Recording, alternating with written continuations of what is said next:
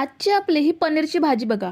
एवढी मस्त चमचमीत आणि जबरदस्त चवीची ही पनीरची भाजी एकदा बनवला तर इतर पद्धतीने पनीर बनवणार सुद्धा नाही, की इतर पद्धतीने बनवलेलं पनीर खायचं मन सुद्धा करणार नाही.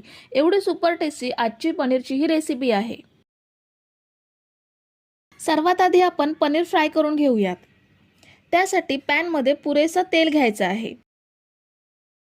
तेल चांगलं गरम झाल्यावर ह्यामध्ये पनीरचे पीसेस ॲड करूयात. इथे मी 200 ग्रॅम पनीर घेतलंय. पनीरचे असे छान चौकोनी पीसेस कापून घेतलेत. तुम्ही आवडीनुसार लांब लांब पीसेस सुद्धा कापून घेऊ शकता. पनीर फ्राय करताना एक काळजी घ्यायची, ती म्हणजे पनीर फ्राय करताना चमच्याने परतल्यावर ते तुटण्याची शक्यता असते. म्हणून पॅन ह्या पद्धतीने हलवून एक साईड चांगली तपकिरी रंग येईपर्यंत फ्राय करून घ्यायची. म्हणजे पनीर नंतर परतताना तुटण्याची शक्यता कमी असते. आता आपण हे छान परतून घेऊयात आणि मस्त असं फ्राय करून घेऊयात. पनीर आपण मस्त 4 ते 5 मिनिटे गडद तपकिरी रंग येईपर्यंत फ्राय करून घेतलंय. आता पॅनमधून काढून घेऊयात. पुन्हा त्याच तेलामध्ये आपण मसाल्याचे साहित्य भाजून घेऊयात. त्यासाठी 3 मीडियम साईजचे कांदे साल काढून अख्खेच घ्यायचे आहेत. 15 ते 16 लसूण पाकळ्या घेऊयात. 1 इंच आलं घ्यायचं आहे आणि 2 तिखट हिरव्या मिरच्या उभ्या कापून घेतल्यात. हे सगळं साहित्य आपल्याला मीडियम गॅसवरती छान भाजून घ्यायचं आहे. कांदा अलटून पलटून सगळीकडून छान भाजून घ्यायचा. हे बघा, आपण सगळं साहित्य छान भाजून घेतलं. लसूण मस्त तपकिरी रंग येईपर्यंत भाजली गेली आहे. सगळं साहित्य आपण पॅनमधून काढून घेऊयात आणि थंड करून घेऊयात. आपण भाजून घेतलेलं सगळं साहित्य थंड करून मिक्सरच्या भांड्यात काढून घेतलंय. त्यामध्ये अख्खे कांदे होते ते कापून घेतलेत. आता यामध्ये 2 चमचे दही ॲड करूयात. त्याचसोबत आपल्याला कोथिंबीर आणि पुदिना सुद्धा घ्यायचा आहे. इथे मी 1 बंच एवढी कोथिंबीर घेतली आहे आणि कोथिंबीरपेक्षा कमी अर्ध्या प्रमाणात पुदिन्याची पाने घेतली आहेत. आता ह्यामध्ये थोडंसं पाणी घालून हे छान वाटून घेऊयात. हे बघा, आपण ग्रेव्हीचं वाटण वाटून घेतलंय. छान बारीक वाटलं गेलंय. आता आपण जे साहित्य भाजून घेतलंय त्याच तेलामध्ये आपण फोडणी करून घेणार आहोत. पण शिल्लक तेलामधील अतिरिक्त तेल काढून 2 ते 3 चमचे एवढंच तेल पॅनमध्ये ठेवायचं.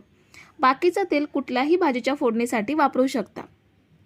तेल गरम झाल्यावर ह्यामध्ये 1 चमचा जिरं, 8 ते 10 काळी मिरी, 6 ते 7 हिरव्या वेलची, 4 ते 5 लवंग, दालचिनीचा तुकडा, 1 लाल सुकी मिरची आणि 2 मसाला वेलची सगळं छान तेलामध्ये अर्धा मिनिट परतून घेऊयात. खडे मसाले परतून घेतल्यावर ह्यामध्ये बनवलेलं वाटण ॲड करायचं. वाटण छान तेलात परतून घेऊयात. हे वाटण आपल्याला 4 ते 5 मिनिटे तेल सुटेपर्यंत शिजवून घ्यायचं आहे. त्यासाठी ह्यावर झाकण ठेवून आपण हे छान शिजवून घेऊयात. 4 ते 5 मिनिटे आपण हे मीडियम गॅसवरती छान शिजवून घेतलंय. बघू शकता तेल ग्रेव्हीवरती जमा झालंय, म्हणजे ग्रेव्ही छान शिजली गेली आहे. आता यामध्ये काही पावडर मसाले ॲड करूयात.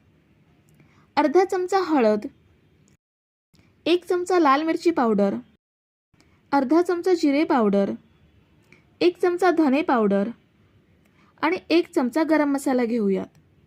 हे मसाले सुद्धा ग्रेव्हीसोबत अर्धा मिनिट परतून घेऊयात.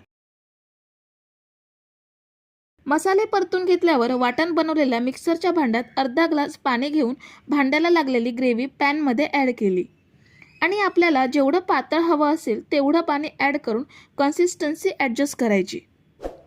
इथे मी अर्धा ग्लास एवढं पाणी अजून ॲड केलं, म्हणजे ग्रेव्ही भातासोबत किंवा भाकरीसोबत अगदी सहज खाता येईल. आता यामध्ये फ्राय करून घेतलेलं पनीर ॲड करूयात आणि चवीनुसार मीठ घेऊयात. पुन्हा सगळं छान मिक्स करून घ्यायचं आहे. आता आपल्याला हे झाकण लावून 4 ते 5 मिनिटं छान शिजवून घ्यायचं आहे. ही बघा, आपण मस्त अशी पनीर ग्रेव्ही 4 ते 5 मिनिटे छान शिजवून घेतली आहे. आता यामध्ये थोडीशी बारीक चिरलेली कोथिंबीर ॲड करूयात आणि 1 चमचा कसुरी मेथी ॲड करूयात. कोथिंबीर आणि कसुरी मेथीचा फ्लेवर भाजीमध्ये मुरण्यासाठी छान मिक्स करून झाकण लावून फक्त अर्धा मिनिटे वाफ काढूयात.